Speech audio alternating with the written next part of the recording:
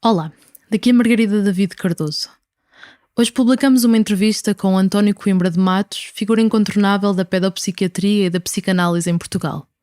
Coimbra de Matos, de 91 anos, dedicou grande parte da sua vida a tentar entender a depressão. Desinteressou-se pela psiquiatria nos primeiros anos de carreira, no início dos anos 60, iniciou o internato em neurologia, que não terminou, e encontrou-se, por mero acaso, na psicanálise. Trabalhou com adultos no Hospital Júlio de Matos, o atual Centro Hospitalar Psiquiátrico de Lisboa. Em 1967 foi para o Centro de Saúde Mental Infantil e Juvenil da cidade, onde trabalhou com João dos Santos, pioneiro da pedopsiquiatria em Portugal, e ficou diretor durante 20 anos. O centro encerrou em 1992 para dar origem ao Departamento de Pedopsiquiatria do Hospital Dona Estefânia, onde Coimbra de Matos deu consultas até à reforma. Hoje trabalha apenas no seu consultório privado em Lisboa. Iniciou carreira como professor em 1982 na Faculdade de Psicologia e Ciências da Educação da Universidade de Lisboa e em 1990 tornou-se docente no Instituto Superior de Psicologia Aplicada. Foi ainda presidente do Colégio da Especialidade em Psiquiatria da Infância e Adolescência na Ordem dos Médicos. E agora vê-se como professor investigador. Tem tendência a resumir os mais de 60 anos de prática clínica a um conjunto de histórias que gosta de contar. Nesta entrevista, gravada numa manhã de julho no seu consultório em Lisboa, conta umas quantas. Falamos sobre depressão, sobre crises, sobre o capitalismo, a família e o trabalho. Esta entrevista foi feita a propósito de uma grande reportagem sobre saúde mental e a prevenção do suicídio na qual estamos a trabalhar, que é financiada por uma bolsa de 2.000 euros atribuída pela Ares da Planície, Associação para a Promoção da Saúde Mental. Podes consultar o contrato no nosso site. Agora sim, fica com a entrevista.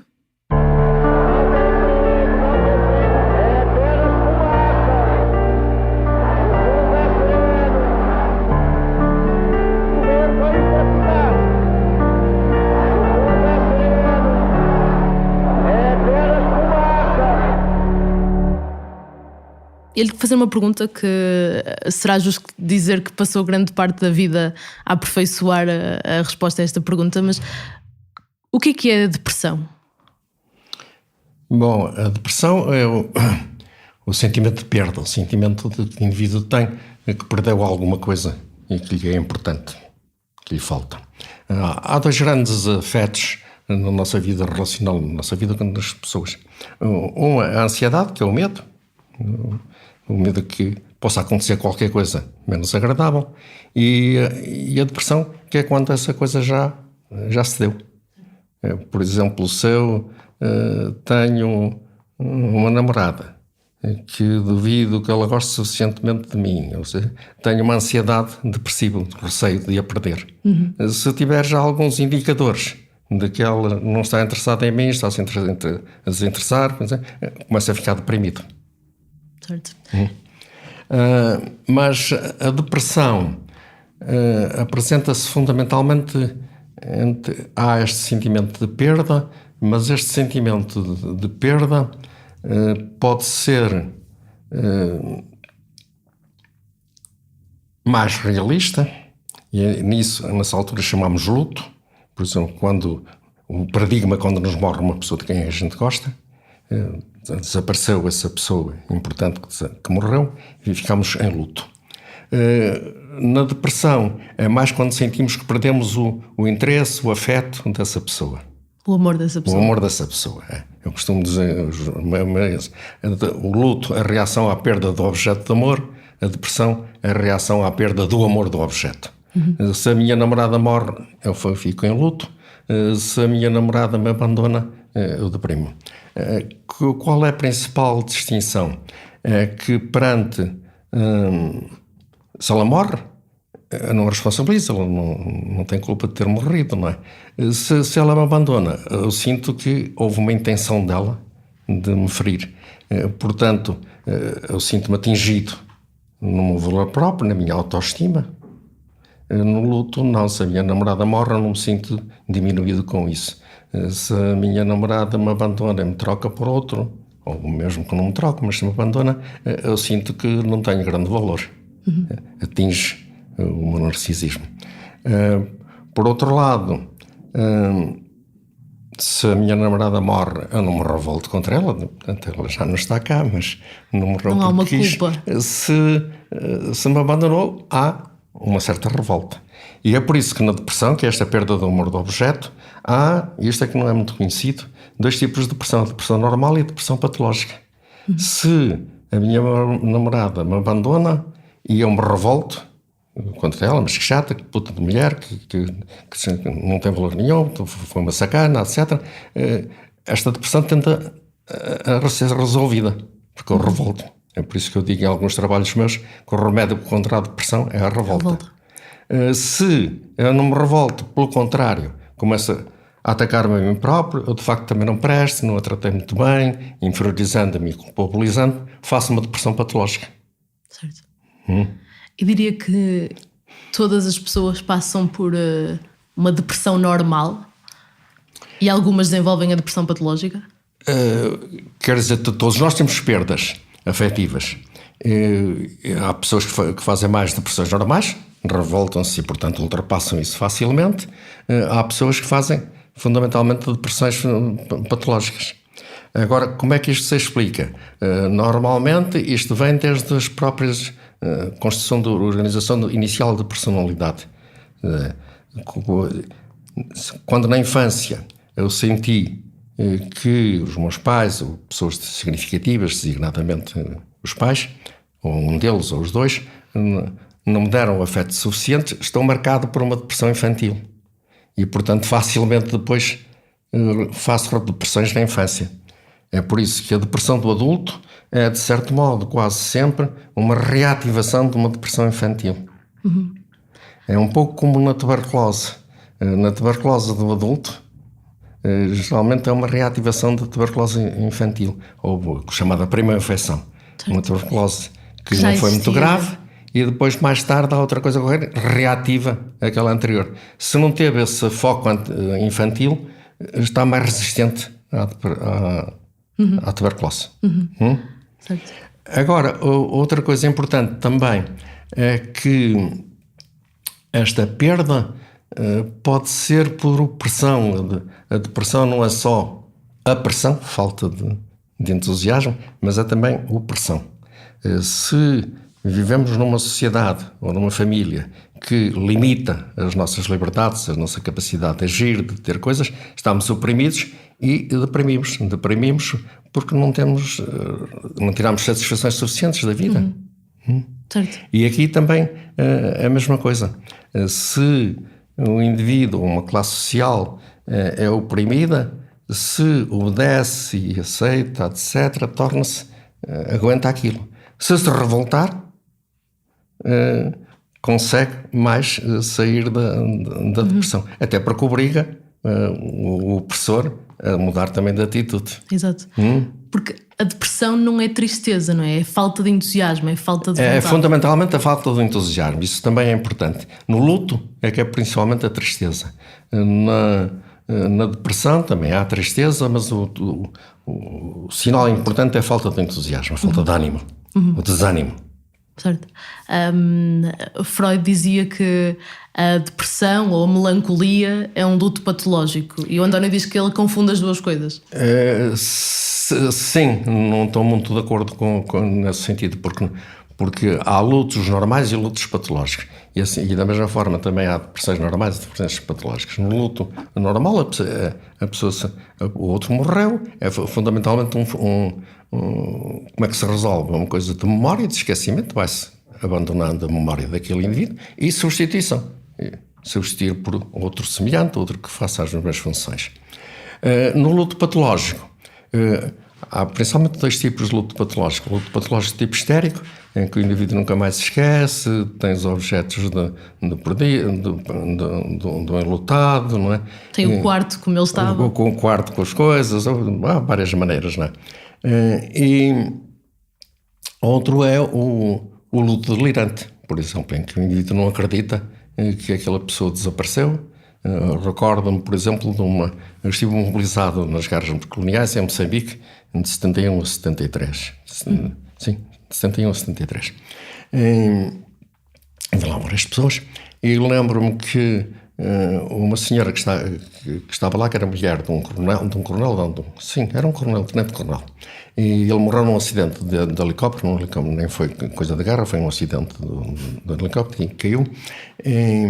E ele enviou, depois veio de lá, e passados uns 2 ou 3 anos ela apareceu-me aqui no consultório, procurando no consultório, e então com um delírio que o marido não tinha morrido no helicóptero, aquilo tinha sido uma manobra do exército português, o marido tinha sido raptado pelos terroristas, e o exército português arranjou aquela desculpa, etc. Quer dizer, delirou. Delirante, não é? Certo. O que é que acontece dentro do corpo de uma pessoa deprimida? Quimicamente, o que é que acontece? Várias coisas. Uma delas, por exemplo, é o abaixamento de alguns hormonas cerebrais, catecolaminas, que são um dos sinais da depressão. O abaixamento de serotonina provoca depressão, mas a própria perda provoca diminuição das serotoninas. Certo. Percebe?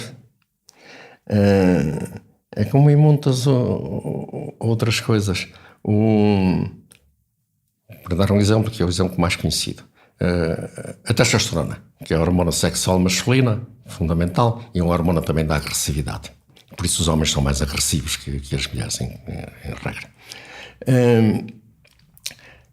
Quando temos junto a testosterona, temos mais desejo sexual, mas quando nos interessa muito uma mulher muito interessante, a coisa parecida, também essa testosterona sobe. E como é uma hormona da agressividade, isso está muito bem demonstrado ter propósito da agressividade. Por exemplo, no futebol. Nos jogadores de futebol, quando estão na luta com o adversário, aumenta a testosterona. Mas aumenta também na claque. Certo. A claque, quando está a ganhar aquilo que vai entusiasmar, aumenta a testosterona. E é possível relacionar isso com a depressão? Também existe depressão coletiva? Sim. Há depressões de grupo, depressões de próprias nações, não é? Quando numa guerra, numa derrota, etc., há uma depressão coletiva, as pessoas deprimem, não é? Mas isto é complicado ver isto, mas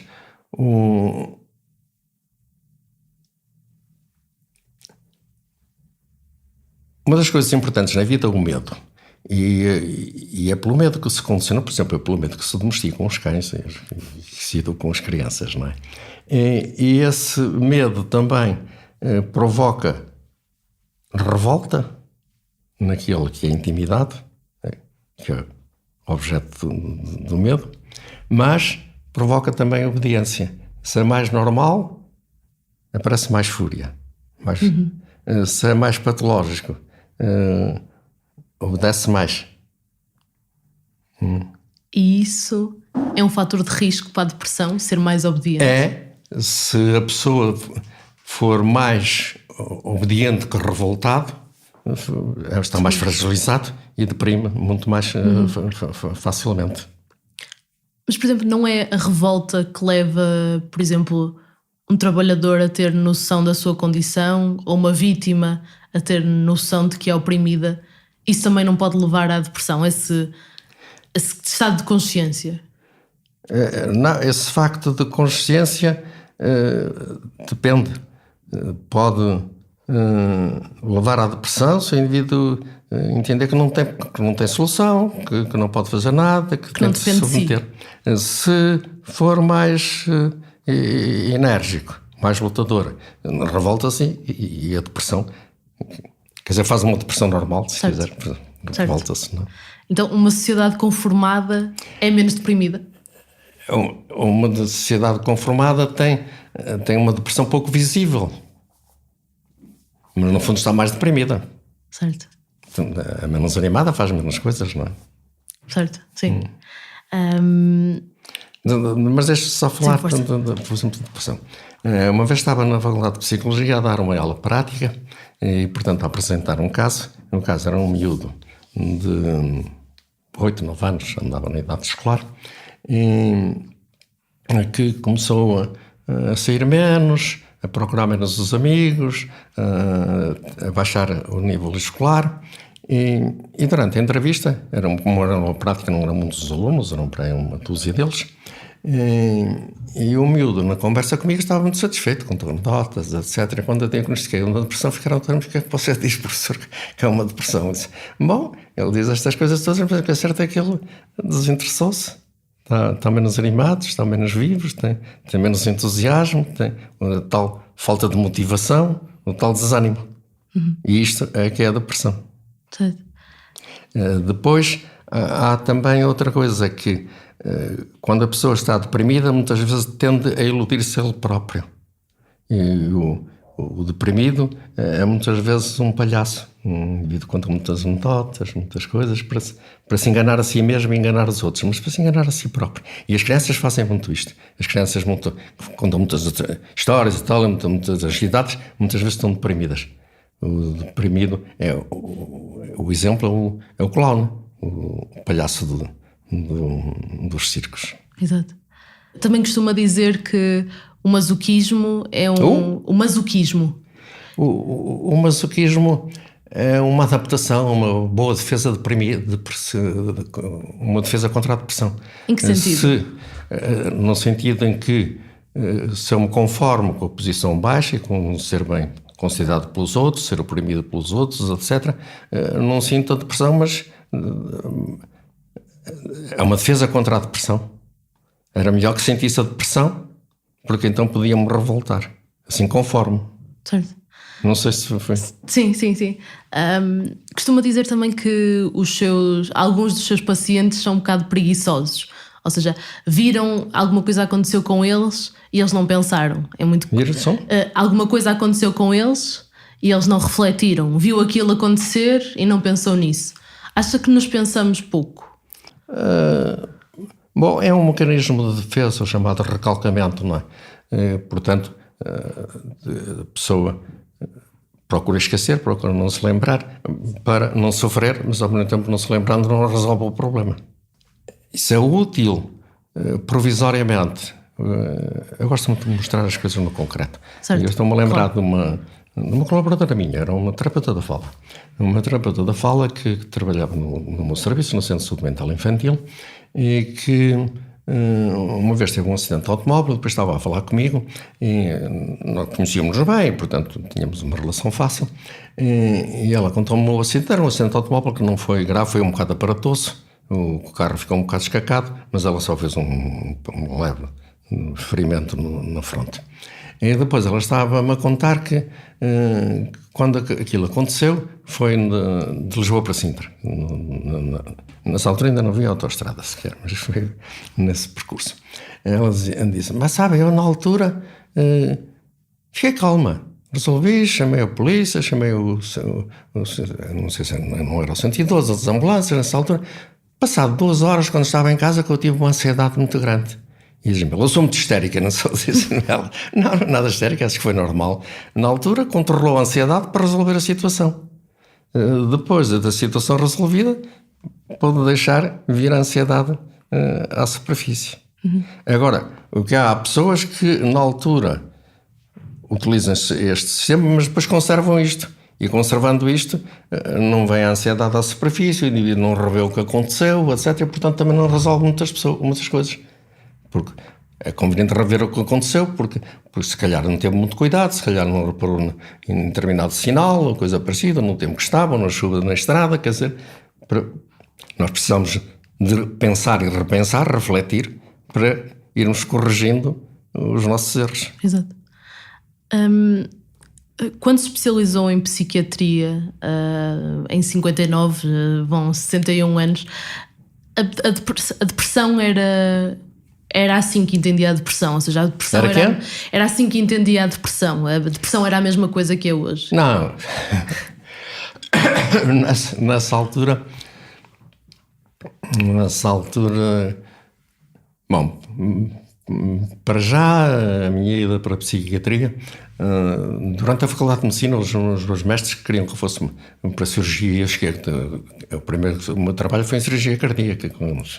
Tive 6 meses em cirurgia cardíaca, porque tinha habilidade manual e gostava daquilo. Mas também tinha interesses, gostava de filosofia, gostava de literatura. Depois, na cirurgia cardíaca não me interessou muito aquilo, não é? E acabei por ir para a psiquiatria. Mas houve também outros fatores externos. Nessa altura tinha acabado quando acabei de me formar, fiz a tropa, estive 2 anos na tropa. Aí quando estava na tropa, conheci a minha mulher, depois queria-me casar, não tinha dinheiro e arranjei um lugar na psiquiatria. Portanto, também houve ali houve a oportunidade de um lugar onde me pagavam o suficiente para me casar, não era muito, mas o suficiente, e não tinha outras especialidades, não encontrei. Portanto, também houve isso. Depois fiz a psiquiatria no Porto, depois vim fazer aqui um concurso em Lisboa e vim para cá, para Lisboa. Depois, a psiquiatria também não me satisfez suficientemente. Era uma coisa... Não havia grandes tratamentos, eram os eletrochoques, eram 2 ou 3 medicamentos. E nessa altura, a psiquiatria... Em primeiro lugar, quando eu vim do Porto para Lisboa, aliás, vim cá para Lisboa, com a ideia que Lisboa que era a catedral da psiquiatria, no Porto eram os atrasadinhos mentais, e eu aqui ia aprender a grande psiquiatria. E quando cheguei cá não era a grande psiquiatria, era mais ou menos como a do Porto, um bocadinho melhor, mas também não era grande coisa. De maneira que eu senti-me desiludido com a psiquiatria. E nessa altura fiz 2 vias. Fui fazer o internato de neurologia e ao mesmo tempo psicanálise. Depois estava já quase no fim do internato de neurologia. Deixei ficar aquilo e segui na psicanálise porque me interessou mais a psicanálise. Mas depois a depressão. A depressão, o que eu comecei a ver é que as explicações que havia, que estavam nos livros, que os meus mestres me ensinaram, não me serviam. Não me davam... Não chegavam para compreender os meus pacientes. E comecei, portanto, a ler muita coisa e também a investigar, a pensar, etc., a investigar sobre a depressão. Isto é um dos fundamentos da criação e da investigação. A primeira coisa é a divergência de pensamento. Dizem que isto assim, se calhar não é assim. Então, divergir. E depois, quando encontramos uma ideia que nos parece relativamente boa, não a deixar. Nessa altura converge-se. E aqui temos bem uma entrevista de um matemático francês, não fixei o nome, mas uma entrevista no Expresso, na revista do Expresso, há 2 ou 3 anos, de um tipo muito novo, 40 e tal anos, que era considerado um gênio lá na França. E entrevistam-no, e o entrevistador, a altura está mas qual foi enfim, porque é que você se tornou tão célebre e tal? Isso é uma coisa importante, é quando a gente tem uma ideia que parece... aceitável. É não largar. Foi o que eu fiz. E começou a encontrar provas de que era assim nos seus... Provas e não provas, mas não desistir, não é? Certo. A depressão, nessa altura, era uma coisa de classe. Ou seja, havia uma divisão de classe. Só os ricos é que se podiam dar ao luxo de estar deprimidos, usando uma expressão. Não, já nessa altura se tratavam de depressões nos hospitais, em gente pobre, etc. Portanto, acho que não. Em todo caso, tem alguma verdade isso que disse, é que quando o indivíduo não satisfez as condições básicas, não tem habitação, não come o suficiente, etc., não tem tempo para pensar nos humores e nas dificuldades de não ser suficientemente bonito, ou não ser suficientemente expansivo, não se realizar suficientemente, não é? Porque se o indivíduo está relativamente bem instalado, pode dar-se a esse luxo. Eu lembro-me uma vez com uma psicanalista israelita, foi num congresso internacional em Madrid, e que uma discussão que participada num determinado congresso, depois umas dúvidas, até um dia convidei para almoçar, fomos almoçar os dois. E depois, à altura bastante, estava-lhe a perguntar coisas da psiquiatria infantil, porque ela dedicava-se também à psiquiatria infantil, e ela dizia, sabes, em Israel ainda há muitas dificuldades, há muita fome, não há habitação suficiente, não temos tempo para nos preocupar com as depressões das criancinhas. Portanto, há um bocado isso, não é? Sim, isso é um discurso muito comum de que as pessoas mais ricas têm problemas de saúde mental e as pessoas mais pobres são malucas, usando uma expressão. Acha que hoje há mais doenças mentais e doentes mentais do que há 60 anos? Não. O que aparecem mais. É um fenómeno mais visível, uma questão de visibilidade. É como, por exemplo, eu vou dar um exemplo. Aqui há uns anos foi 90 e poucos, 92, a coisa parecida, que eu fiz, um grupo, fizemos uma investigação aqui em Lisboa, nos arredores de Lisboa, eram psicólogos e sociólogos, principalmente sociólogos, para investigar a violência doméstica, principalmente a violência conjugal. E o resultado da estatística é que não havia muita violência na sociedade portuguesa, não é? Eu lembro que na discussão de um dos sociólogos, que era o mais fino que lá estava, diziam, bom, mas é que isso não é verdade. O que é menos visível em Portugal, as mulheres queixam-se menos, etc., é menos visível. E portanto, com a depressão, dá-se o mesmo, por exemplo, com o cancro, com a tuberculose. Houve alturas em que a tuberculose era subdiagnosticada. As pessoas morriam, tinha sido uma pneumonia, foi uma gripe, etc. O cancro é a mesma coisa. Depois, com o aumento da assistência médica, a progressão da medicina, a saúde começou a ser mais diagnosticada. Com as doenças mentais também aconteceu isso. Por um lado terá aumentado em algumas situações, mas por outro lado também as pessoas diagnosticam. Dou-lhe um exemplo. A depressão infantil. A depressão infantil, eu sou desse tempo, nos anos 60 praticamente não era diagnosticada. E os psiquiatras, e os próprios psicanalistas e os psicólogos, é uma coisa que existe pouco. Não existe depressão nas crianças. As crianças são muito ativas, etc. Não têm depressão. Depois começou a verificar-se que tinham, e houve até em determinada altura uma moda, uma invasão. Eu lembro-me que no Centro de Saúde Mental Infantil, onde eu fui diretor, um dia fiz uma reunião plena de todas as coisas, porque havia 40 e tal % de diagnósticos eram depressão. Tornou-se uma moda. Entrou na moda, não é? Todas as criancinhas tinham depressão. Sobre isso, o António diz que teve sorte quando era criança e adolescente não ter ido aos psiquiatras. Sim. Sim, porque todos nós fazemos as neiras e os psiquiatras também fazem muitas. Isso foi na apresentação de um livro de uma psicóloga minha amiga. Estávamos à espera de uma das pessoas para a mesa, não sei. E eu fiquei em conversa com dois professores da Faculdade de Psicologia, a Teresa Fagulha e um outro que agora não me recordo o nome dele.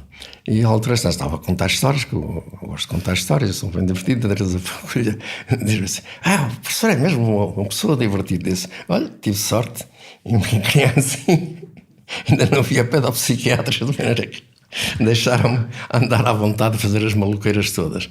E em adultos já tive, enfim, juízo suficiente para não ir aos psiquiatras, de maneira que conservei alguma saúde mental. Porque há muita psiquiatria, má psiquiatria, assim como má medicina também, que cultiva a doença. Por exemplo, o abuso de medicamentos, o abuso de diagnósticos. Para mais pequenina coisa toma um antibiótico, para mais pequenina coisa toma uma droga para dormir, para mais pequenina coisa toma uma droga para aumentar o apetite ou para emagrecer, ou coisa parecida. O abuso do diagnóstico e o abuso do tratamento, chamada psiquiatrização, medicalização, não é? Acha que teria sido diagnosticado? Teria tido um diagnóstico se tivesse sido ao psiquiatra em criança ou na adolescência? Se houvesse pedopsiquiatras, tinham dito que eu que eram, como é que se diz, aqueles hiperativos. Tomava Ritalina, nessa altura ainda não havia Ritalina. Muitas dessas criancinhas, porque eu era uma criança, não digo agitada, mas nós éramos 4 irmãos. A minha irmã já faleceu, que eu sou uma rapariga, tenho mais 2 irmãos. E tive um outro que faleceu com 2 anos, com uma meningite. Eu sou o mais velho. E a minha mãe costumava dizer que eu era o mais maluco e o mais agitado. E uma vez que eu já estava aqui em Lisboa, levei lá uns amigos da casa e ela dizia: a partir dos 2 anos e meio eu só sabia de ti quando tinhas fome. Porque andavas pela rua quando tinhas fome e que aparecias em casa. De maneira que era diagnosticado como um hiperativo, não é? Eu tinha tomado Ritalina. Acha que a psiquiatria hoje precisa mais de rótulos? Precisa de fazer estas catalogações, esta psiquiatrização que falava? Não, há 2 tipos de psiquiatria. Há a psiquiatria de má qualidade, que essa faz muito rótulos e serve-se muito do célebre DSM, agora já vai na quinta edição do DSM. O Manual de Diagnóstico de Psiquiatria, não é? Rótulos e tal, que são milhares de doenças, que a pessoa tem variedíssimas doenças, não é? E aí há cada vez mais... E há depois uma psiquiatria mais soft, mas mais eloquente, mais bem feita, etc., que praticamente, hoje em dia, a maior parte dos psiquiatras são assim, diagnosticam principalmente a depressão, a ansiedade, praticamente, que são os 2 grandes síndromes. Depois as coisas, os delírios e tal, mas conversões histéricas, são coisas residuais. A ansiedade e a depressão, e depois como é que se negocia, como é que se gera uma coisa ou outra e como é que isto evolui. Mas acha que há uma tendência para psiquiatrizar aquilo que é normal? Os sentimentos que são normais? Não.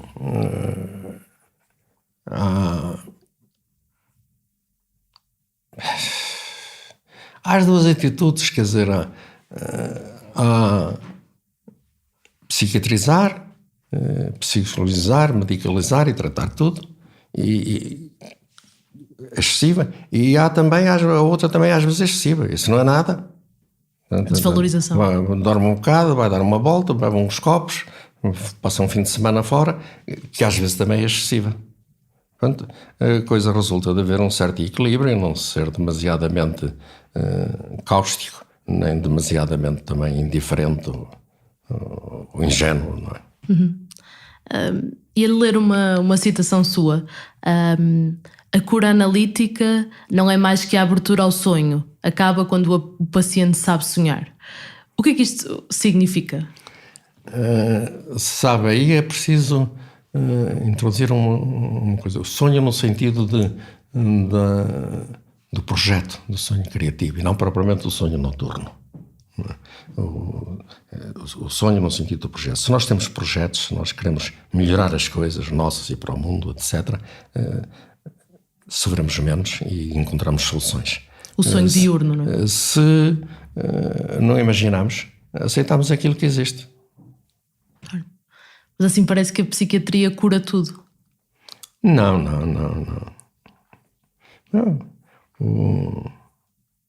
Acho que a arte, a literatura, etc., curam mais que a psiquiatria. E as doenças mentais graves, uma esquizofrenia, a doença bipolar? Bom, aí é um bocado diferente. Aí há 2 coisas. Há fatores hereditários mais pesados. Quer dizer, durante muito tempo pensou-se que as doenças mentais eram praticamente hereditárias. Hoje sabemos que não, que há sensibilidades, suscetibilidades. Há pessoas que são mais frágeis, mais suscetíveis. E algumas têm uma suscetibilidade muito grande e, portanto, praticamente os pequenos acidentes da vida acabam por lhes fazer sair a doença, não é? Há outros em que a suscetibilidade é mínima e, portanto, só quando há fatores mais pesados. É um pouco, se quiser, como a diabetes. Principalmente a diabetes tipo 2. A diabetes tipo 2, há pessoas que têm uma predisposição para aquilo e, portanto, chegam aos 40, 50 anos, fazem uma dieta de tipo 2. Há outros que não têm suscetibilidade nenhuma, mas comem, empanzinam-se de doces, etc. Estão muito gordos, não se mexem, etc. E, portanto, fazem a diabetes, não é? Não sei se... Sim, se diz muitas vezes que a diabetes é uma doença também dos ricos, é uma doença dos países mais desenvolvidos.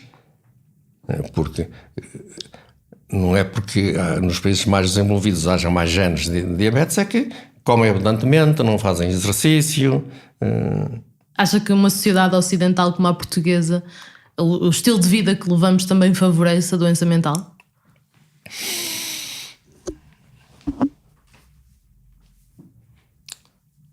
Já favoreceu mais, sabe?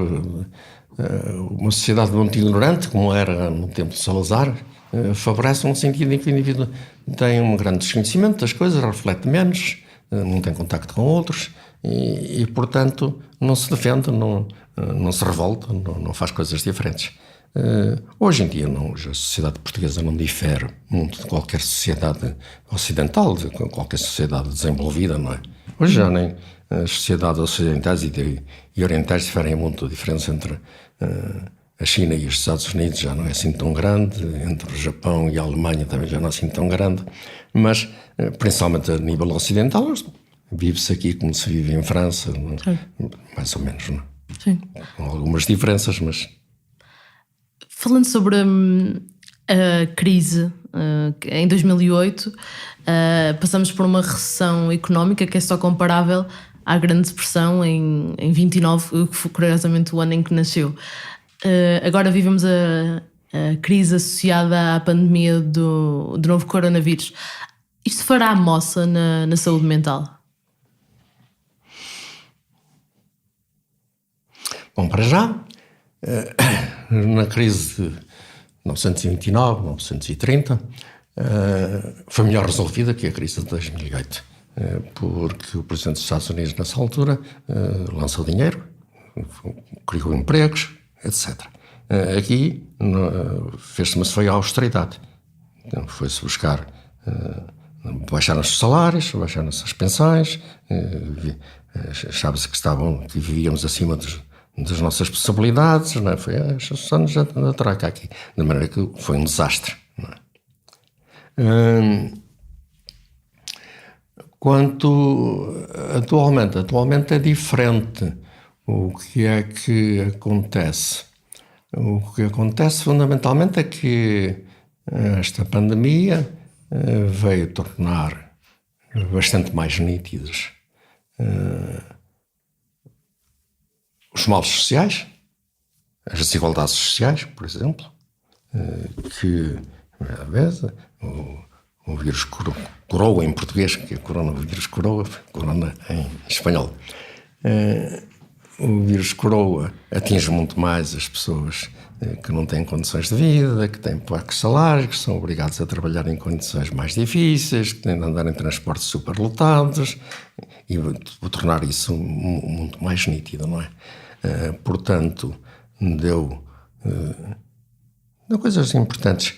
Por um lado, ondas positivas de solidariedade, muitas ondas de solidariedade, mas também coisas negativas, os oportunistas, os que ganharam e que ainda ganham dinheiro com isto, com as máscaras, as bandeiras falsas e coisa tal. Criou um mercado paralelo. Um mercado, pois. E outros grandes negócios, não é?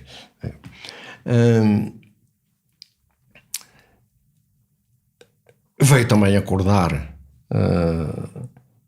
as desigualdades sociais e a mesma violência social, estas revoltas nos Estados Unidos, no fundo não é só o racismo, é a classe que é oprimida, que não tem as condições que os outros, etc., e que está a mostrar que também existe e que tem direitos e que esses direitos devem ser concedidos. Uhum.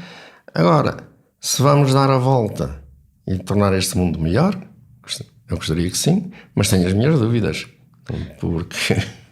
Isto é aquele momento em que... Isto é um pouco como na segurança, é a segurança física. As pessoas descobrem fechaduras mais completas, etc., mas os ladrões vão muito mais à frente, descobrem as ruas muito mais eficientes, trabalham melhor que a polícia. Não é? E os capitalistas trabalham melhor que os trabalhadores. Este é também o momento em que percebemos se a depressão vai ser normal ou vai ser patológica? Sim. Há as pessoas que não se conformam e outras que se conformam.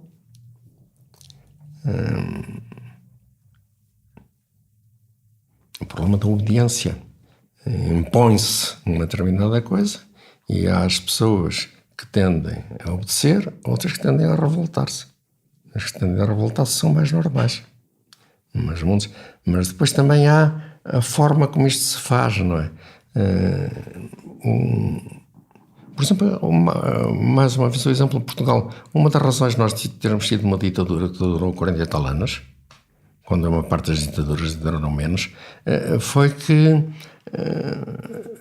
conformávamos, revoltávamos pouco, não é? Um bocado passivo. Em Espanha, na Alemanha, de quase todos os lados, as pessoas revoltaram-se mais rapidamente. Portanto, mas isto depende, que era o que eu esqueci, da forma também como é aplicada a opressão. E o Salazar tinha essa habilidade. Era uma opressão relativamente doce. Não fuzilava pessoas, prendia-se e torturava-as na PIDE, mas grande parte da coisa eram só ameaças, não é? Passei por isso, lembram que fiz parte do MUD e na altura tinha 21 anos, andava no meio da Faculdade de Medicina, e na altura fui denunciado por um próprio indivíduo da MUD. E depois tive a PIDE andou a perseguir-me. Havia um que eu já conhecia que eu gozava com aquilo, porque quando me perseguia eu voltava a sair de casa, então levava um volume de papéis, etc. Então eu perseguia mais. Nunca fui preso, não é? Quer dizer, vigiaram-me, não é? Quer dizer, certo. Desde que não se fizessem grandes ações, não é? Quer dizer, portanto, aquilo era uma opressão mais suave e por isso também provocou menos revoltas, não é? Acha que, voltando à questão da crise, ficamos com sequelas da crise económico-financeira de 2008, em termos de saúde mental?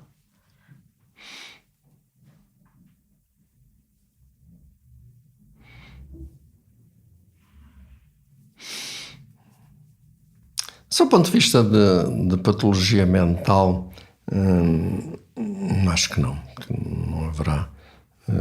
Provisoriamente, poderá haver um aumento de estados de ansiedade, estados de depressão, estados de stress pós-traumático, pessoas que ficaram muito aflitas em determinadas alturas, mas que se vão diluindo, que mesmo sem tratamento vão desaparecendo, não é?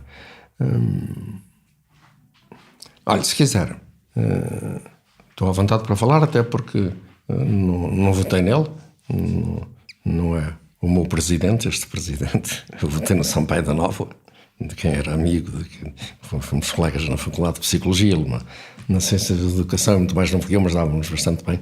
Dávamos sempre bastante bem. E acho que ele não tem desempenhado mal as suas funções. Acho um bocado palhaço, por exemplo, um bocado com coisas a mais, abraços a mais, beijinhos a mais. Né? No fundo, se calhar tem alguma depressão. Mas acho que fez um discurso excelente agora no 10 de junho, porque falou muito que era preciso uma mudança, não voltar às asneiras anteriores, etc., que era preciso mudança, etc. Enquanto que a maior parte das pessoas apreciaram muito o discurso do Cardeal. O discurso do Cardeal não gostei muito da história, somos bonzinhos, estamos tratados velhinhos. Está bem, mas é um pouco mais do mesmo, não é? Um discurso parado. Falta uma certa energia para introduzir mudança, não é? Foi isso que aprendemos com a crise, a necessidade da mudança? Acho que sim. A própria psicanálise, a forma como eu vejo a psicanálise clássica, está muito mais ligada ao passado, etc. Aliás, Freud comparava o psicanalista a um arqueólogo. E eu acho que temos demasiado de pensar na construção do futuro. Acho que o psicanalista é mais um arquiteto. O que é que tem de mudar? O que é que eu tenho de fazer para que o amanhã seja melhor do que o hoje? Eu recordo-me de uma entrevista que eu dei a um colega seu, que acabou assim. Ele fez uma pergunta qualquer e eu disse: mas olha, sabe, eu já não estou preocupado nada foi à tarde, com o bife que comi ao almoço, mas estou preocupado com o que é que vou comer agora à noite. Já lá foi, não é? Bom ou mau agora. Mas nós ainda temos muito isso, a cultura do passado. Ir ao templo, comer a boa, a carne da minha aldeia e as cerejas da minha avózinha. Não é? Mas algumas pessoas não são deprimidas por terem problemas do passado por resolver. Isso não é uma constante. É preciso resolver esses problemas do passado, mas não chega a resolver os problemas do passado. É preciso lançarmos no futuro. Vida é futuro. Repara, nós, se pensarmos um bocado, o que na nossa vida diária, que somos, de uma maneira geral, mais ou menos saudáveis, predominantemente estamos a pensar no que vamos fazer a seguir. Estamos aqui nós, vocês e eu, o que é que vou almoçar, o que é que vou fazer, qual é o paciente que eu vou ver, ainda vou ver um paciente de manhã, não é? Mais do que naquilo que já foi. É a metáfora do retrovisor. Se estivermos sempre a olhar para o retrovisor, acabamos por nos espetar a dada altura contra um eucalipto. Mas, por exemplo, nisso, por exemplo, na própria teoria técnica, eu fui ensinado assim, que quando receberes o paciente novo, pensa bem o que é que ele te contou na sessão anterior, etc. Não é? Agora faço o seguinte, e ensino o seguinte: não, quando vier um paciente novo, você pensa, diga aos outros alunos, o que é que ele terá feito desde a última vez que veio cá? O que é que ele traz de novo? Não sei se... Certo, sim. Acha que houve uma frase, uma ideia que disse num livro que escreveu numa conversa que teve com o Miguel Mialha Estrada, pois. naquele livro da Vida é um Sopro, em que diz que a sociedade não tem que lutar contra a depressão, o que a sociedade tem que fazer é não causar depressão. Eu digo isso, é? Sim. Sim. A nossa sociedade, porque a depressão no mundo do trabalho é muito nítida e tem essas... Mais devido à opressão, não é? Aquelas coisas que aconteceram, por exemplo, em França, como é que se chamava aquela central? Na France Telecom. Como? A France Telecom. A France Telecom. A France Telecom. Exatamente. France Telecom, em que houve vários suicídios, etc. Que, aliás, eu tenho trabalhado nisso com a Raquel, com o grupo da Raquel Varela. Da Raquel, que sou o burnout. Quer dizer, as pessoas são submetidas a um esforço grande no trabalho, más condições e esforço de trabalho. Isto dá primeiro um stress, a pessoa começa a ficar irritada, nervosa, dormir mal, etc. Mais ou menos revoltada, mais ou menos ansiosa. Depois a seguir começa uma certa exaustão, principalmente emocional, desistência, não ligar àquilo, criticar os colegas e por último acaba por se deprimir. Esta sucessão: stress, burnout, depressão. Portanto, numa sociedade abafante que não permite realização pessoal. O facto de ser uma sociedade individualista também potencia isso? Ou uma sociedade individualista é mais paranoica?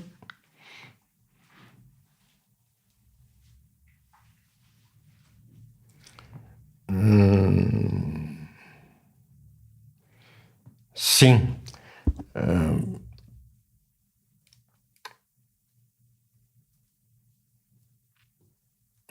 Mas aí há duas coisas. Não é?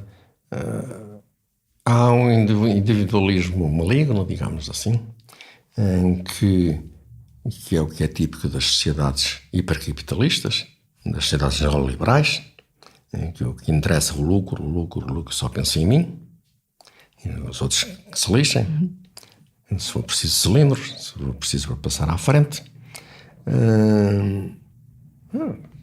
Como fez o Trump, não é? Ao mesmo tempo que rezava e mostrava a Bíblia, mandava a cavalaria da guarda avançar sobre os manifestantes. Sim. Por um lado, Deus, por outro lado, a pistola. Não é? E há um individualismo benigno, que é aquele dos direitos humanos, do respeito das liberdades, de que o Estado não se sobreponha aos direitos humanos, não é? Agora, o que é preciso é que haja este individualismo benigno, ao mesmo tempo que um respeito pelo outro, uma responsabilidade perante o outro, uma noção de coletivo, que nós sozinhos não servimos para nada. Para já, uma pessoa só praticamente não existe. Existe na medida em que me relaciono, em que tenho pessoas para me relacionar. Sentimos isso muito no confinamento. O que nos chateou mais, pelo menos o que eu mais sentia mais, é a gente não poder estar com as pessoas que conhece, de quem gosta, com quem convive, porque precisamos desse contacto humano, não é? Portanto, somos bichos sociais. Nestas sociedades hipercapitalistas que falava, os locais de trabalho tornaram-se espaços de ameaça para a saúde mental. Há muita ideia de que... Eu acho que se tornaram muito, sabe? Porque há duas coisas assim. Se por um lado se tornou o trabalho mais suave, escritórios melhores, mais arejados, essas condições, cantinas, dar possibilidades dessas coisas. Por outro lado, controlou-se muito mais o que as pessoas fazem, o que é exigido, não é? Eu lembro-me de uma paciente que eu tratei nos anos 90, que trabalhava num banco e que estava lá um dos supervisores, que era um tipo americano, que ela teve, enquanto se tratou comigo, teve uma gravidez e depois o nascimento de um filho, de vez em quando o filho estava doente, etc. E quando pediam coisa assim, ele dizia: por mim tudo, mas a empresa não se compadece. Quer dizer, o patrão é muito bonzinho, mas a empresa tem exigências, não é? A empresa é que é mais, a entidade abstrata. Nos anos 60, quando começou a trabalhar, era-nos vendida a ideia de que hoje estaríamos a trabalhar menos. Hoje, quando começou a trabalhar, na altura dos anos 60, foi-nos vendida também a ideia de que hoje estaríamos a trabalhar menos. De que hoje as horas de trabalho seriam menores, a carga do trabalho na nossa vida. Sim, eu sei. O que eu pensava nessa altura, a maior parte das pessoas, é que íamos evoluir para trabalhar menos horas. Mas aconteceu o contrário. Trabalhamos muito mais, cada vez trabalhamos mais horas, não é?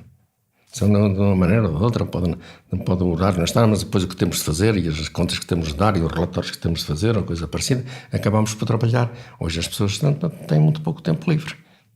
Acha que as expectativas... As pessoas e as crianças, as próprias crianças não têm tempo geralmente para brincar ou para não fazer nada.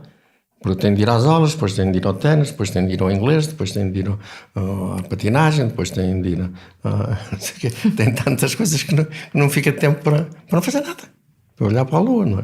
Porque também precisamos desse tempo, porque esse tempo que nos permite sonhar, refletir, sempre em que não temos tarefa nenhuma, não temos nenhuma obrigação nenhuma, e portanto podemos sonhar um bocado, lembrar-nos de coisas novas, ser criativos e portanto transformar o mundo num bom sentido, fazer o mundo evoluir, senão continuamos no mesmo, não é? Falando ainda do trabalho, disse uma vez que este tipo de organização do trabalho, a maneira como as empresas estão organizadas, a lógica que é aplicada a isto, vem muitas vezes das organizações totalitárias, da Igreja e das Forças Armadas.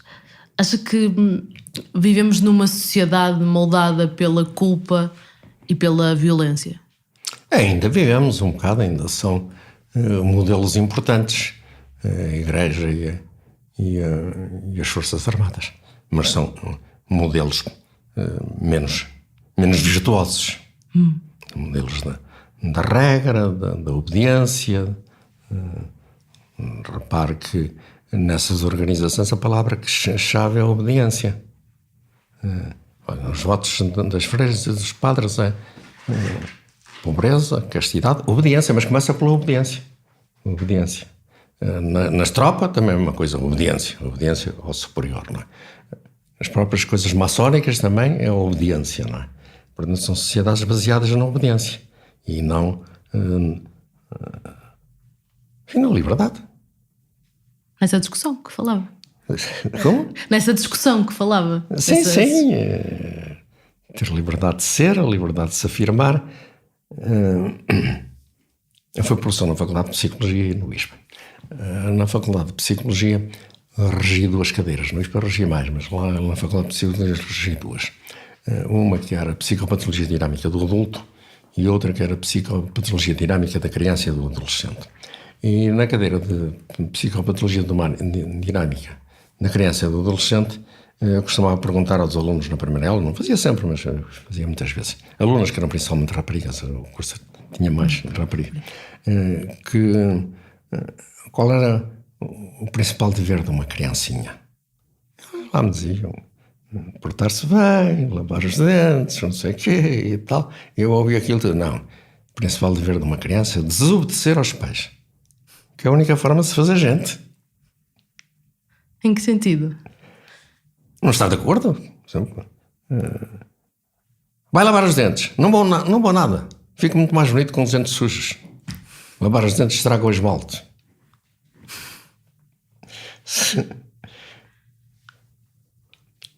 Esta desobediência que, no fundo, desde que não seja uma desobediência agressiva para agredir o outro, mas no fundo é a afirmação pessoal.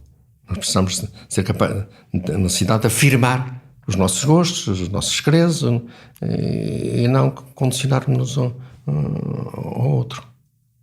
Sei lá, eu lembro, por exemplo, de 2 coisas.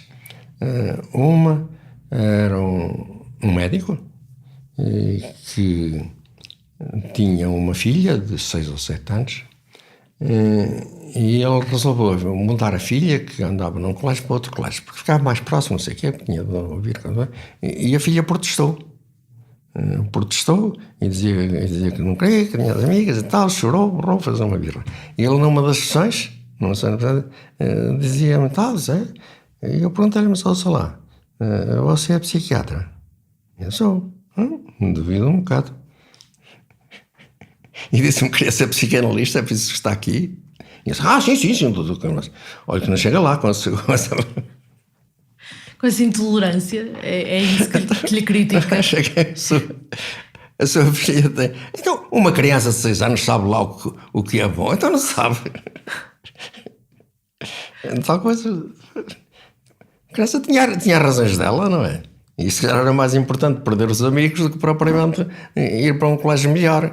Que era a ideia do pai, que era muito melhor, etc. E tal, não é? Mas, portanto, certamente temos de respeitar um bocado a vontade dos outros. Outra era essa era uma analisante minha, que um dia também tem uma birra com uma filha, mas essa era uma filha mais velha, de 8 ou 9 anos, porque foi comprar umas coisas novas, uns estágios novos, e comprou, segundo a mãe, uma saia verde e uma blusa vermelha. E ele dizia, vestida com a bandeira portuguesa, não tem gosto nenhum. Isso. O gosto dela, não é? Parecia, é um disparate. Ela se calhar acha-se bonita assim. Posso gostar do amarelo, não sou maluco por gostar do amarelo. Portanto, uma maior liberdade, um maior respeito pelos outros e a capacidade do indivíduo de se afirmar. Que é o que nas sociedades muito organizadas, e principalmente na igreja e na tropa, tem de se pensar daquela maneira. Tem que se ser aquelas regras, etc. Não é? Tem que se debater essas não se pode ter ideias diferentes, não há uma liberdade maior de pensar outras coisas, não é?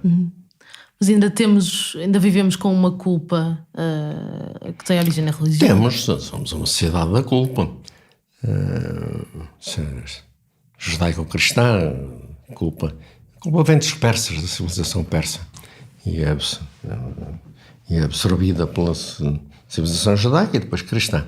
Portanto, baseamos tudo na culpa.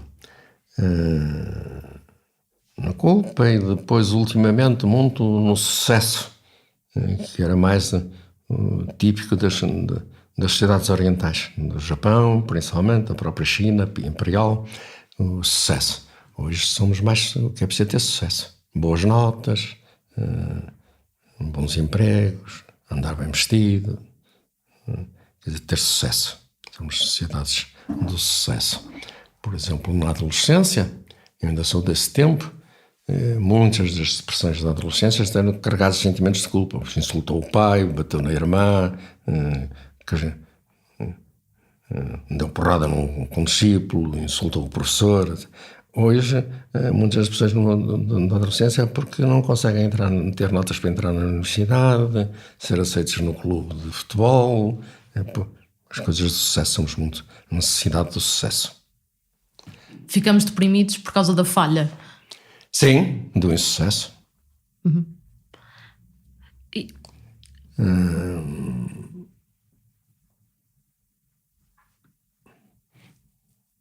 Pois também é estimulado, que é uma coisa também do sistema neoliberal e capitalista, da competição.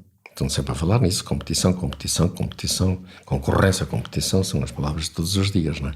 E cooperação, fala-se muito pouco, que é muito mais saudável. E, portanto, se vivemos em competição, estamos sempre perante o medo da falha, ou por exemplo, se vivemos em cooperação, não estamos muito a pensar na falha, estamos a pensar em que cooperamos com o outro, ajudamos o outro ajuda-nos a nós, não é? Embora possamos estar em desacordo de vez em quando. Voltando à questão da infância, é na infância que construímos as bases daquilo que somos, e na adolescência podemos ou não mudá-las e fixamos mais aquilo que... Sim, a adolescência é um período importante porque é um período em que pode nada se passar e então continuamos com aquilo que aprendemos na infância, ou então mudar. E na adolescência normal, o que acontece é que eu que queria ser músico porque o meu pai era maestro e eu admirava muito o meu pai, por identificação ao meu pai, ou eu queria ser músico porque a minha mãezinha já achava que quando eu fazia assim estava a dar compasso da Nona Sinfonia de Beethoven, e portanto enfiou uma ideia nos corpos que eu tinha jeito para a música. E depois comecei, mas afinal comecei a pensar que se calhar tinha jeito, mas é para a arquitetura, ou para ser marinheiro, coisa parecida, quer dizer, pela minha própria experiência, não é? Quer dizer, portanto, vou mudando a minha identidade de acordo com aquilo que eu vejo da minha própria experiência, não é? Mas é também durante a adolescência ou durante a infância que se pode prevenir a doença mental? Sim.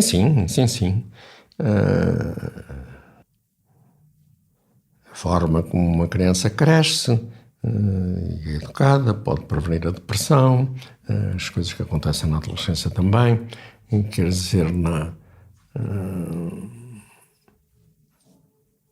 havendo uma boa saúde mental infantil e juvenil, previne-se muitas doenças do adulto. Também diz que as doenças mentais são vícios de relações disfuncionais. São, quer dizer, as doenças mentais, no fundo, são doenças relacionais, são doenças sociais. São doenças da relação. Nós temos relações reais que não são saudáveis e que depois organizamos internamente com um modelo que depois repetimos.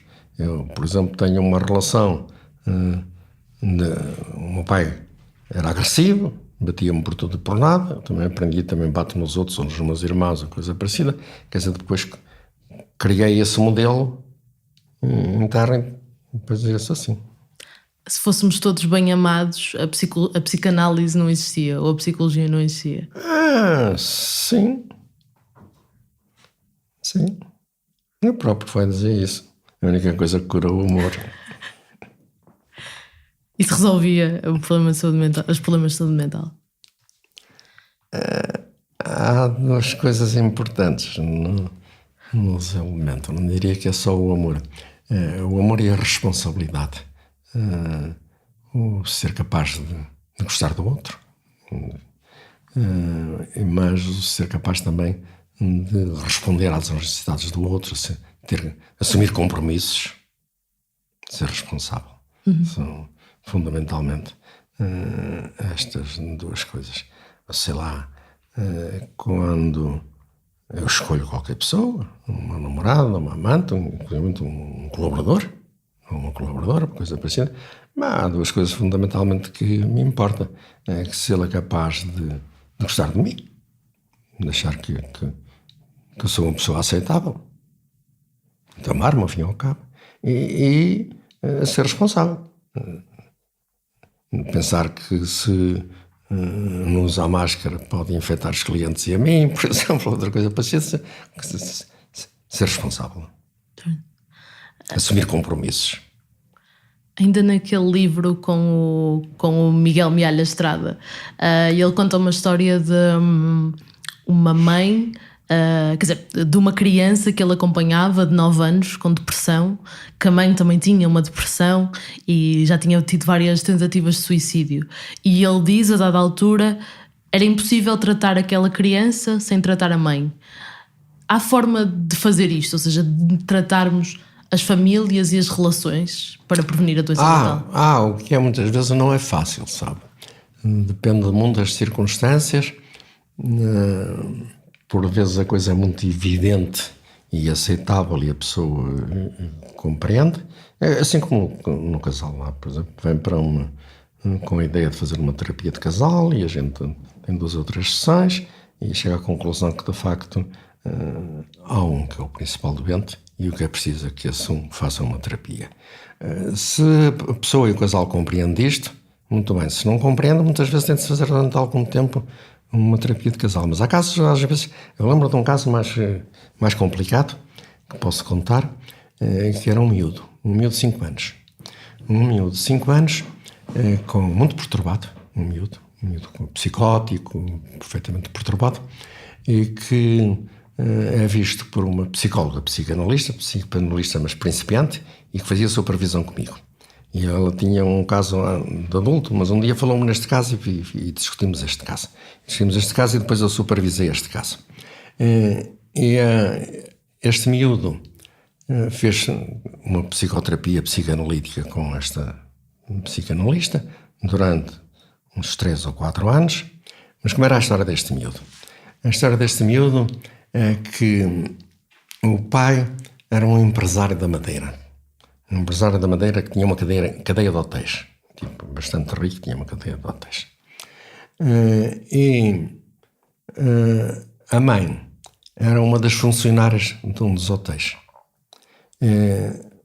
O miúdo nasceu na Madeira e aos 3 anos o pai morreu subitamente com um infarto do miocárdio. A mãe ficou muito perturbada, já era uma pessoa um bocado histérica, ficou muito perturbada e ficou só com este miúdo. E a mãe era bastante maluca. Via ela, a própria mãe dela e a avó, e eram as 3 bastante malucas. E o miúdo, no meio daquela coisa, é que ficou mais ou menos psicótico. Mas a mãe não admitia que fazia muitas toleiras e só ia falando, como é da técnica, ela seguia o miúdo e uma vez por mês falava com a mãe e fazia algumas correções aos comportamentos da mãe, mas, aliás, eu fui-lhe dizendo, olha que você ou a Teresa, que era como se chamava e chama, ainda vai ficar, mas é com a mãe. Mas é quando o miúdo começar a melhorar o suficiente e a mãe começar a sentir que é ela que precisa. E foi o que aconteceu. Mas foi só ao fim de 5 anos. Sim. Ao fim de 5 anos que o miúdo já estava muito melhor, mas que a mãe começou a perceber que precisava e que a mãe entrou em tratamento. Portanto, as coisas têm de ser ajustadas à realidade. Cada caso é um caso, como tudo na vida, não é? Sim. Devíamos fazer terapia de família, como fazemos terapia de casal. Na vida. Pois. E sabermos que muitas vezes, de facto, a doença não é do doente, é dos pais, é do ambiente, etc. Como até nas próprias coisas. Eu lembro que uma vez vinha do ISPA, vinha dar uma aula no ISPA e não tinha lavado de carro. Nessa altura ainda andava de carro, agora que só ando de táxi, já não conduzo. E vim de táxi e andava para trocar de carro. e o motorista ia num Peugeot, não sei o quê, estava num carro novo que tinha aparecido naquela altura. E eu perguntava a um dos motoristas para me orientar, que tal este carro e tal. E o tipo não respondeu. E eu disse, bem, este gajo não quer conversa, não disse mais nada. Mas passado um bocado, quando eu ia para o Hospital Gil de Matos, não tinha dúvidas, eu ia para o Hospital Gil de Matos, aquele homem disse, sabe como todos os carros? Os condutores é que não são bons. Este carro, por exemplo, tem uma caixa de velocidades, que é ótima, mas é muito sensível. Portanto, o condutor não é da caixa, é dos condutores. É muito bom na mão de um bom condutor, esta caixa. Mas tem a certa razão. Não sei se estou... Sim, a criança também é capaz de evoluir-se também nas mãos de uma família saudável. Se a família está muito doente, continua a doença ou agrava a doença. Portanto, muitas vezes é necessário também, às vezes é uma psicoterapia familiar. Lembro-me de um outro caso, que era uma criança também que tinha um diagnóstico de uma depressão grave, que tinha sido enviada por um psicanalista para outra psicanalista para fazer uma psicoterapia psicanalítica. E essa psicoterapia psicanalítica da criança foi supervisada comigo. E a outras tantas percebi que disse, mas isto não, temos que perceber isto melhor, temos que conhecer esta família. E então começou a observar-se o pai e a mãe, a família que estava toda doente. Aquilo evoluiu para uma psicoterapia familiar, porque era preciso tratar com aquela família, porque era uma família completamente perturbada. E, portanto, a criança era um sintoma daquela família. A maneira como os nossos serviços em Portugal estão desenhados, em Portugal e na Europa, as pessoas é que têm que procurar os serviços de saúde mental, não são os serviços que procuram as pessoas de risco. O que é que nós fazemos em Portugal para prevenir a saúde mental? Se é que fazemos alguma coisa?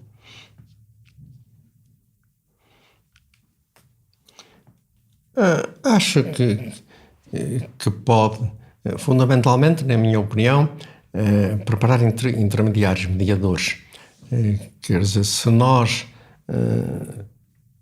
psiquiatras, psicanalistas, psicólogos, trabalharmos com educadoras infantis, políticos, pessoas das empresas, militares de coisa, podemos levar essas pessoas a entender melhor as pessoas com quem eles tratam. Dou-lhe também um exemplo.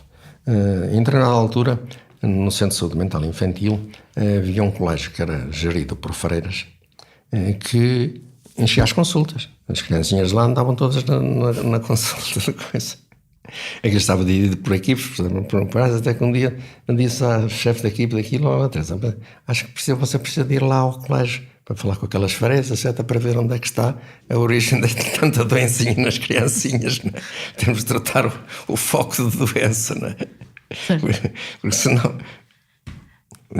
Foi o que aconteceu, quer dizer, é preciso abrir um bocado os olhos àquelas freiráticas criaturas para não andarem a chatear as miúdas a rezar o Padre Nosso e a descalçarem-se na igreja. E só isso. Se não prevenirmos, vamos acabar por medicar mais. Sim. O melhor tratamento é a prevenção, vale mais prevenir que remediar, diz o povo. Porquê que acha que medicamos tanto em Portugal? Porquê que acha que medicamos tanto em Portugal, em psiquiatria especificamente? Portugal é o 5º país da OCDE com mais consumo de antidepressivos, o primeiro no consumo de ansiolíticos, aquilo que chamamos de calmantes. Eu penso que fundamentalmente por deficiência, mas da deficiência dos próprios serviços, deficiência técnicos. Não há técnicos suficientes, muitas vezes. Muitas vezes, principalmente nos centros de saúde. Não há o número de psicólogos suficientes, não há os próprios médicos, dos próprios enfermeiros, e, portanto, estão muitas vezes sobrecarregados. E, como estão sobrecarregados, arranjam uma coisa mais rápida. A medicação é mais rápida. Como o fast food, a comida rápida, não é? Depois dá-se um medicamento, então... normal, tem insónias. Investigar porquê, o que acontece, quais são os problemas, dá muito trabalho. Não tenho tempo, estou a ver este doente, mas tenho mais de 10 para ver, até ao meio-dia. Receito-lhe um comprimido. Eu tenho exemplo em mim próprio, isso acontece aqui foi há uns anos. Eu já fiz dois infartos, não 2, não 3. Agora já não estou a tomar, mas durante muito tempo tive de tomar drogas para diminuir a coagulação de sangue. E houve uma altura que eu fiz umas hemorragias e a minha ideia é que não tinha a certeza que tinha me enganado, tinha tomado o dobro da dose. E a primeira hemorragia foi ao clavo, fiquei com os olhos vermelhos, mas tenho um irmão que é oftalmologista, mas vive no Porto. Telefonei-lhe, contei-lhe, não, tu não fazes nada e tal, deve ter sido disso, com mais o dobro da dose e tal. Depois tive também, saiu-me na urina, também não liga muito, não é? Mas depois tive uma hemorragia no intestino. E nessa altura assustei-me, mas pode ser outra coisa e tal. De maneira que telefonei a um colega e amigo, gastroenterologista, pelo telefone e disse, bem, deve ser de facto comprimido a mais que tomou, mas de qualquer maneira é melhor ver. Você amanhã apareça-me no hospital para eu lhe fazer aquela coisa que chama colonoscopia. Colonoscopia. E depois disse, olha, mas estou assoberbado a consulta, apareça-me às 7h30. Às 7h30 já lá estou, mas ainda não tenho ninguém, de maneira que eu vejo, e pronto, e vai-se embora. Bom, lá foi às 7h30, tipo, viu-me e tal, fiz aquilo tudo, bem, não tem nada. Está tudo normal, não tem nada feito. Depois sentou-se na secretária e disse, bom, portanto, acho que você não tem nada. Mas parou assim um bocado, puxou do receituário e começou a escrever e tal. E há outras vezes que lá deve ter refletido e disse, bom, mas você não tem diarreia, pois não? Não. Também não costuma ter prisão de ventre, pois não? Não, nem dores intestinais. Então não tomo nada. Mas foi por última reflexão, porque a primeira foi o reflexo. Porque eu tinha pressa, já tinha os outros doentes, já estávamos quase nas 8 horas, portanto, eu lá vinha com uma receitazinha para tomar uma porcaria qualquer, não é? É defeito da medicina. É defeito da medicina. Por defeito, os médicos têm tendência para medicar. É uma coisa um bocado de... Sim. Já ouvi dizer que... Sabe, isso... É um defeito profissional. O profissional tem sempre a impressão que a profissão dele é válida, o que ele tem de fazer a coisa se chama um serralheiro, diz-lhe que a janela de ferro fica muito melhor do que de madeira, não é?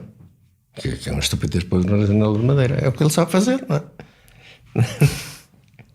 Mas é que se a médico receita, não é? Isso é grave, não é? Se a psicanalista faz uma psicanálise. Já ouvi dizer que em psiquiatria as pessoas ficam patetas com a medicação. Há muitos ficam, porque há nisso que estava a dizer, por exemplo, há de facto dos países da Europa que mais consome psicotrópicos, há um uso dos medicamentos e, portanto, as pessoas ficam um bocado apalarmadas com medicamentos a mais. Sim. Uma das coisas que se vê muito é os hipnóticos, é uma coisa impressionante.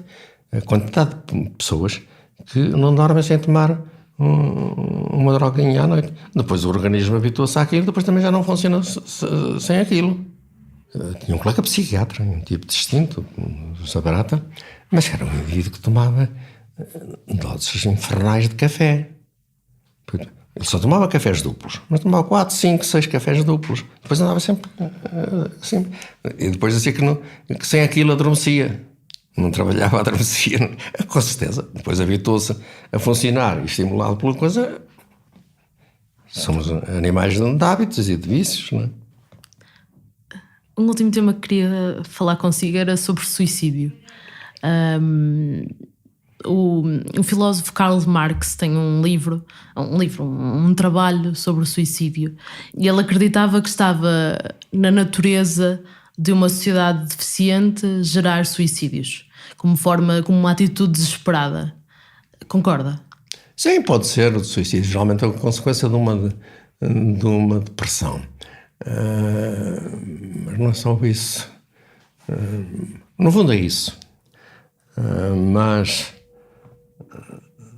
a pessoa suicida-se porque está deprimido, porque não encontra sentido para a vida. Mas há outra coisa no suicídio que é menos conhecida, que é aquilo que lhe foi dito. O indivíduo é um grão que muitas vezes é uma rocha, uma coisa grande. É uma causa pequena ou mínima, mas praticamente em todos.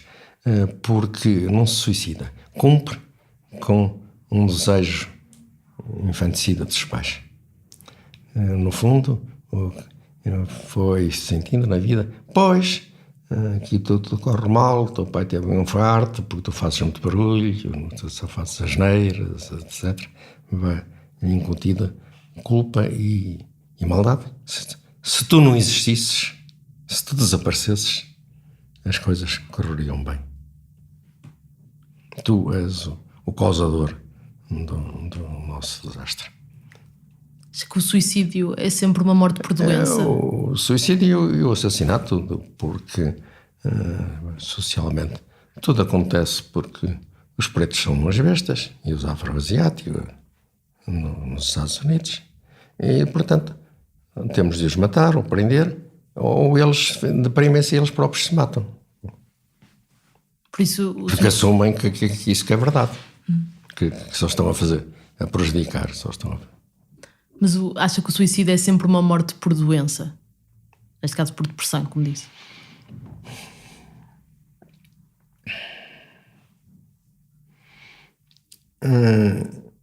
Em princípio, sim. Só quem está maluco que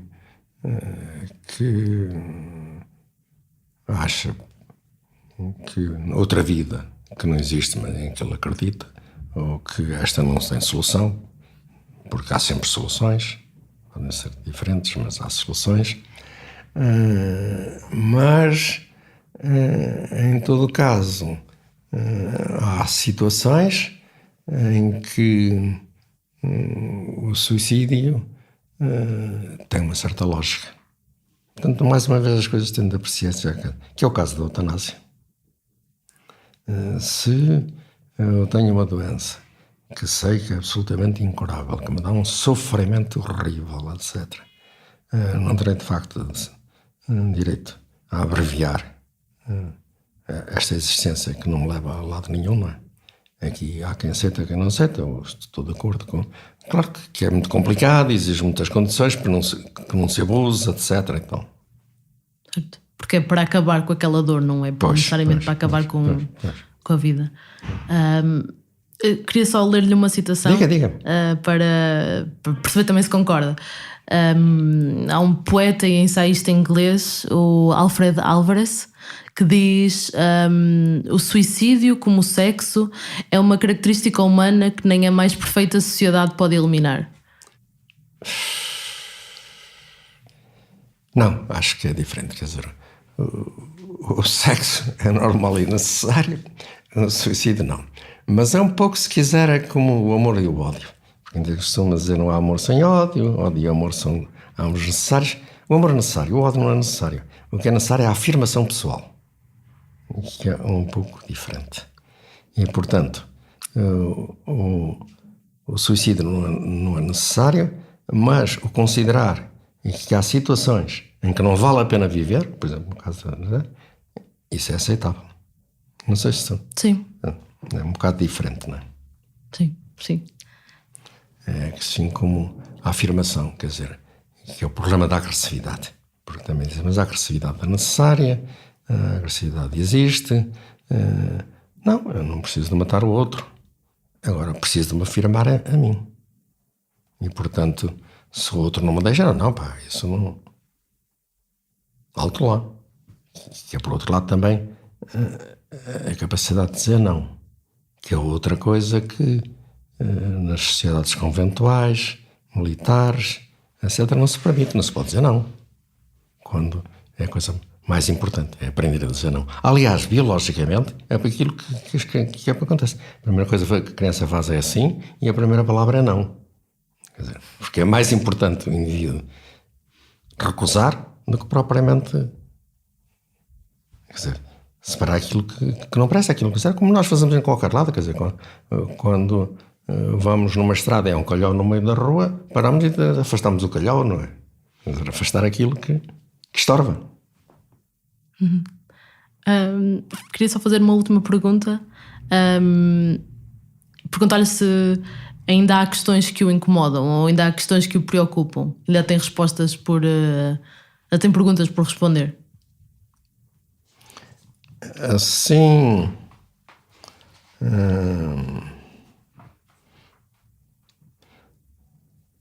Bom, há sessões, quer dizer, em qualquer profissão. Há sessões em que o indivíduo sente que, ou pacientes, que não é competente para resolver o assunto e, portanto, tem de mandar para outro, que é mais especialista naquilo, que está mais treinado naquele tipo de pacientes. À medida que avançamos na profissão, abarcamos um pouco mais de casos, não é? Como, por exemplo, com os atores de teatro. No princípio, só desempenham bem determinados papéis. Não é? À medida que vão profissionalizando, então desempenham papéis mais diversos, quer dizer, têm uma capacidade de representar papéis mais diversos. Não é? Depois, há situações, essas é que são banais, mais frequentes, pacientes que eu pessoalmente, pela minha própria característica ou pela minha posição, me sinto que não vou resolver bem, ou que vou encaminhar aquilo para um sentido desagradável e, portanto, devo prevenir. Eu vou lhe dar exemplos que o mais simples de todos. Aqui há uns anos, há uns 20, 30 anos, não, foi 20 anos, estava na Avenida António Augusto da Guiar.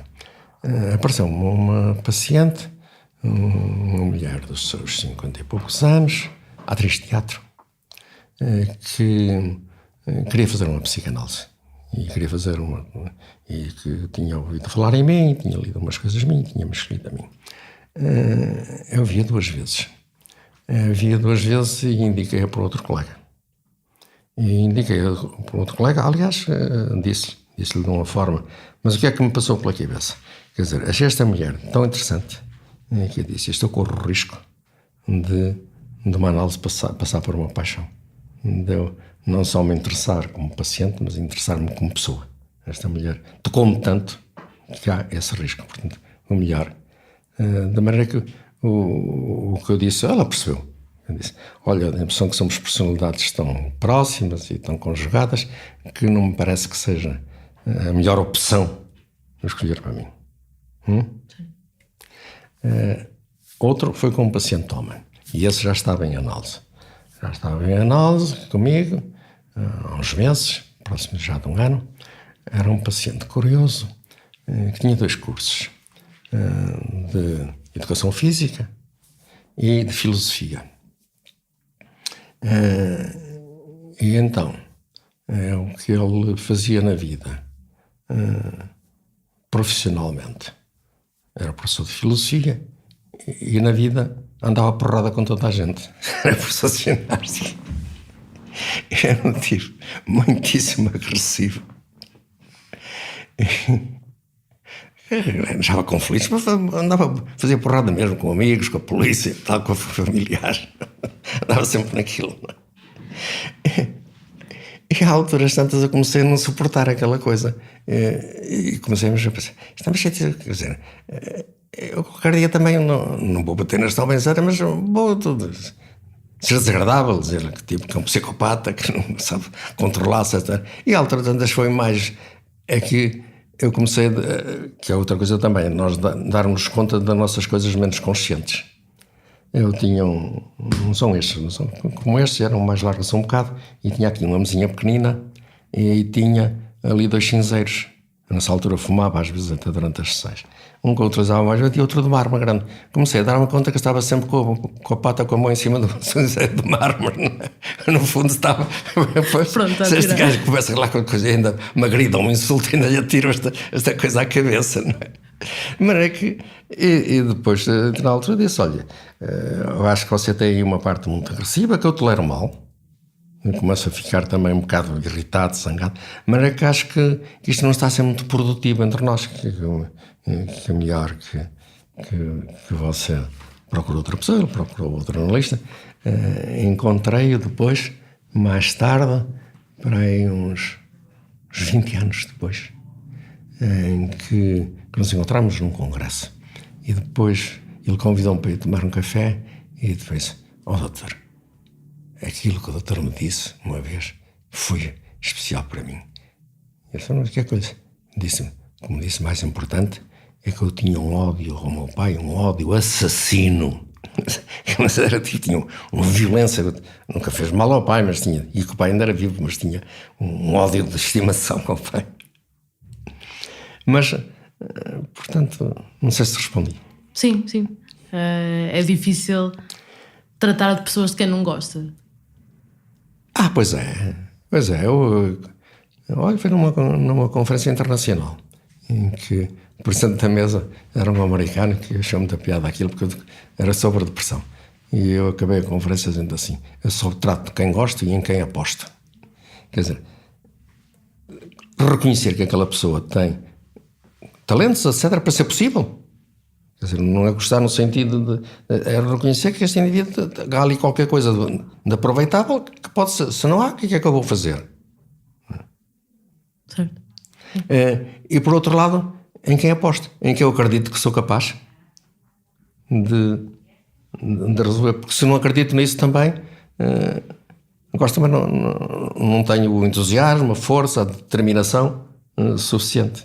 Como tudo na vida, se na escolha da profissão também, de escolher uma profissão que gosto e que aposto, em que eu sinto que tenho condições para exercer. Eu posso ter muito gosto por ser piloto de aviação e ter um defeito visual e, portanto, não ter condições para ser eficiente, pelo menos eficiente naquela profissão, não é? É também por isso que ainda não se reformou. É também por isso que ainda não se reformou. Porque eu gosto daquilo daquilo que faço. E estou convencido que ainda faço algumas coisas bem feitas. Obrigada pela disponibilidade. Esta entrevista foi preparada por mim, Margarida David Cardoso. O Nuno Viegas fez a edição do texto, Bernardo Afonso foi responsável pelo som. Fazem ainda parte da equipa Fumaça Ana Freitas, Joana Batista, Maria Almeida, Moutafes, Pedro Miguel Santos, Ricardo Esteves Ribeiro, Sofia Rocha e Tomás Espinho. A música é dos Lotus Fever. Queremos fazer do Fumaça o primeiro projeto de jornalismo português totalmente financiado por quem nos ouve, vê e lê. Neste momento, já 30% do nosso orçamento é suportado pelas pessoas. Se queres fazer parte da nossa comunidade, vai a fumaça.pt/contribuir. Até já!